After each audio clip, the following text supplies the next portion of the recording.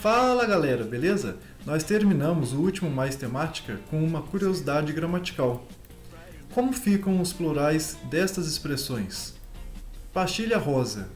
Cuidado, rosa é também um substantivo, então só vai flexionar a palavra pastilha, de modo que o plural será pastilhas rosa.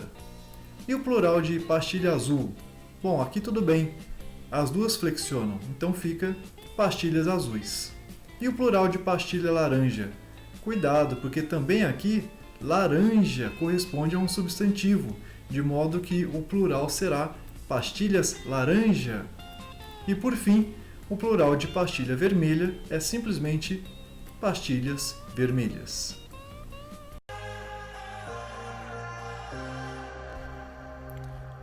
Olá, amigo! O Mais Temática apresenta mais um Momento Matemático! Uhul.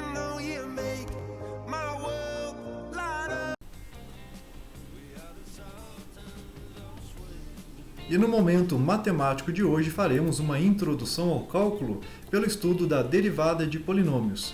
Vejamos este exemplo. Temos aí um polinômio do terceiro grau. Para derivar uma expressão polinomial, basta multiplicar cada coeficiente pelo expoente do termo correspondente e baixar o grau deste termo em uma unidade. Então, no primeiro termo, nós vamos ficar com 5 vezes 3, que é 15, e baixando o grau em uma unidade, vai ficar simplesmente x ao quadrado. Depois, 4 vezes 2, 8. E 2 menos 1 dá 1. Então, vai ficar x elevado a 1, que é x mesmo. Portanto, 8x. Prosseguindo. Aqui, o expoente é 1. Então, menos 2 vezes 1 dá o próprio menos 2. E depois, como eu vou baixar o grau em uma unidade, vai ficar x elevado a 0, que é 1. Portanto, eu não preciso escrever. E vai ficar apenas o menos 2. E, para encerrar, a derivada de constante é zero. Então, a derivada dessa expressão polinomial é simplesmente 15x ao quadrado mais 8x menos 2. Beleza. Agora vamos fazer uma análise gráfica da derivada. Então, é o seguinte. A derivada de uma função, quando existir, num determinado ponto do gráfico, fornece exatamente o coeficiente angular da reta que tangencia o gráfico da função neste ponto. Então, por exemplo, vamos usar essa interpretação da derivada para obter as coordenadas do vértice da parábola, que a gente sabe que é o gráfico de uma função quadrática. Ora, uma função quadrática é definida por uma sentença da forma ax ao quadrado mais bx mais c, certo?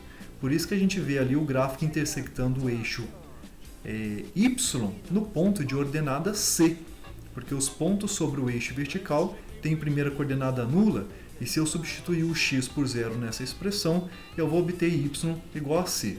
Bom, vamos derivar essa expressão. Então, o que eu vou ter que fazer? 2 vezes a, e vai baixar uma unidade aqui, vai ficar x elevado a 1, que é x mesmo. Beleza. Prosseguindo, aqui o expoente é 1, vezes b dá o próprio b, e aí o expoente aqui vai ficar 0, x elevado a 0 eu não preciso escrever. E por fim, a derivada de constante a gente viu que é nula, ou seja, a derivada dessa expressão quadrática é simplesmente 2ax mais b. Agora, como eu acabei de dizer, a derivada ela corresponde ao coeficiente angular da reta tangente ao gráfico da função no ponto que eu desejar, certo? Em particular, no caso do vértice, o que eu vou ter? Eu vou ter que a reta tangente é horizontal, é uma reta constante, ou seja, ela não é nem crescente nem decrescente, de modo que o seu coeficiente angular é zero, que é o que eu vou usar aqui agora. Ó. Eu vou igualar essa expressão a zero para obter o x do vértice. Então, em resumo, a reta tangente, a reta que tangencia a parábola no vértice é horizontal, é constante, ou seja, o seu coeficiente angular é nulo. Mas quem é o coeficiente angular dessa reta? É precisamente a derivada da função no x do vértice. Beleza? Uhul! Você já se inscreveu em nosso canal? Não perca tempo! E lembre-se, ative o sininho, uhul, e compartilhe!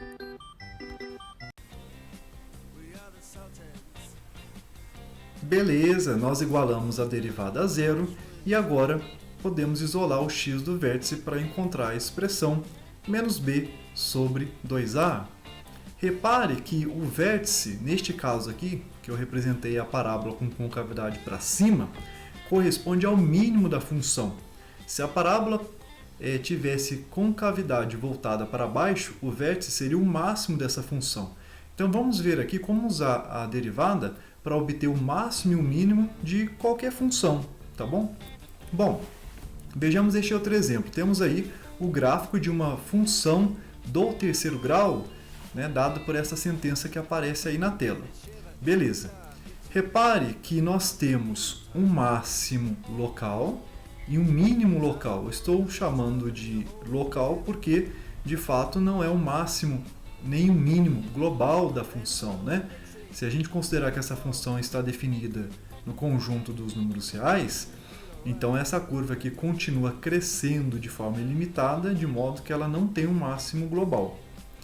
E se a gente caminha para a esquerda, né, então essa curva aqui vai decrescer cada vez mais, de modo que nós não temos também um mínimo global, tá bom? Mas máximo e mínimo locais nós vamos ter. Beleza. O que acontece? Onde a função atinge o seu máximo ou o seu mínimo, a reta tangente é horizontal, como nós vimos no caso do vértice da parábola. Então, a derivada também se anula nesses pontos. Então, vamos derivar essa expressão. Olha aí, como é que vai ficar? O coeficiente aqui é 1 vezes 3, 3 mesmo, e o expoente vai ficar 2. Depois, menos 9 vezes 2 vai ficar menos 18. Vou diminuir o grau em uma unidade, vai ficar simplesmente x. E por fim, 24 vezes 1, que é 24 mesmo. Lembrando que a derivada de constante é nula, beleza? Então, para obter os valores de x, né, os dois valores de x, nos quais essa função aqui assume respectivamente o seu máximo e o seu mínimo, eu vou igualar a derivada a zero, beleza? Para obter as respectivas primeiras coordenadas destes dois pontos. Ok, se eu resolver essa equação do segundo grau, eu vou verificar que o x do ponto mínimo é 4. E a outra raiz dessa equação do segundo grau é 2, que corresponde à abscissa do ponto de máximo dessa função.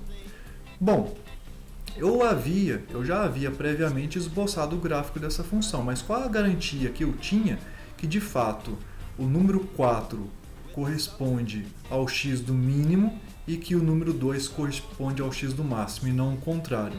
Bom, para isso a gente usa uma outra ideia, uma outra interpretação de derivada, que é a seguinte: a segunda derivada da função, ela fornece, né, ela traz uma informação a respeito da concavidade do gráfico da função. O que a gente observa aqui? Se o ponto for de máximo, então a concavidade é para baixo. Se o ponto for de mínimo, a concavidade é para cima.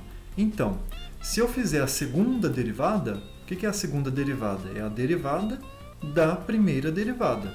Então, eu já tenho a expressão da primeira derivada. Se eu derivar de novo, eu vou ficar com 3 vezes 2, que é meia dúzia, e vai ficar x elevado a 1, que é x mesmo. Depois, menos 18 vezes 1, que dá o próprio menos 18, e vai ficar x elevado a zero, que eu não preciso escrever, e por fim a derivada de constante é nula. Então vai ficar simplesmente 6x menos 18. O que ocorre é o seguinte: onde o gráfico tem concavidade para baixo, a segunda derivada é negativa. E onde o gráfico tem concavidade para cima, a segunda derivada é positiva. Repare que se eu substituir o x da segunda derivada por 4, eu vou ficar com 24 menos 18, que é positivo, né? Vai dar meia dúzia, que é um número positivo. Ou seja, de fato, em x igual a 4, a concavidade é para cima e, portanto, ele corresponde ao ponto de mínimo. Por outro lado, se eu substituir o x da segunda derivada por 2, eu vou ficar com 6 vezes 2, que dá 12, menos 18, que vai dar menos meia dúzia, que é negativo, né? Que é um número negativo. Então, de fato, 2 corresponde ao ponto de máximo, porque aqui a segunda derivada é negativa, ou seja, tem concavidade voltada para baixo. Beleza? Bom, para encerrar, vejamos uma curiosidade gramatical. Você sabe a diferença entre seção, começando com C e depois com dois S's? Seção, começando com S e depois com dois S's. E, finalmente, seção, começando com S e depois com C cedilha?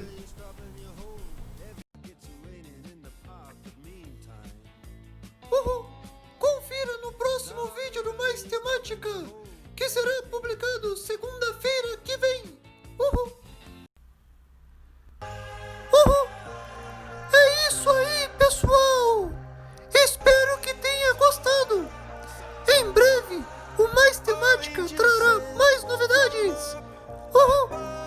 E veja também este vídeo que aparece no canto da sua tela. Até a próxima, pessoal. You came to lift me up. Life is a drink.